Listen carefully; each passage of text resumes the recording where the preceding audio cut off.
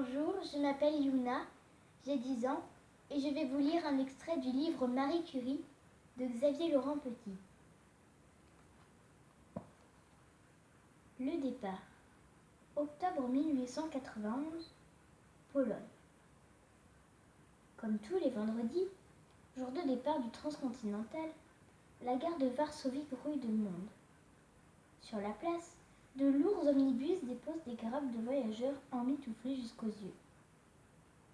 Les fouets des cochers claquent, les naseaux des chevaux fument dans l'air glacial, et des impatients en manteau de fourrure ailent les porteurs. Le visage déjà noir de charbon, des mécaniciens et des chauffeurs s'interpellent, tandis que, plus loin, des douaniers échangent quelques mots avec une patrouille de soldats russes. Dans un sifflement assourdissant, l'énorme locomotive lâche un long jet de vapeur. Le professeur Sklodowski se retourne brusquement, soudain inquiet à l'idée que Mania le perde de vue. Mais non. La plus jeune de ses filles est bien là, quelques pas derrière lui. Il lui adresse un petit signe, empoigne sa lourde valise et tente de nouveau de se tailler un chemin à travers la foule. Le Varsovie-Paris est à quai depuis le début de la matinée et les plus riches ont déjà embarqué avec leurs mâles et leurs domestiques dans les luxueux wagons de première classe, tout capitonnés de cuir. La plupart des autres se contentent des secondes classes. Quant aux plus désargentés, ils se débrouilleront en troisième.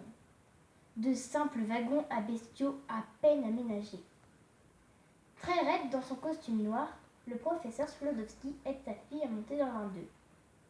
Il lui passe ses bagages et tente de lui sourire, mais le cœur n'y est pas.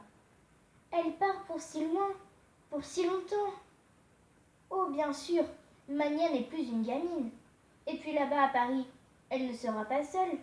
Elle logera chez Bronia, sa sœur aînée, qui est partie 6 ans plus tôt pour y faire ses études de médecine.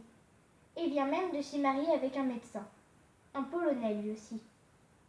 Malgré tout, le professeur Sklodowski se demande s'il a bien fait d'accepter ce départ.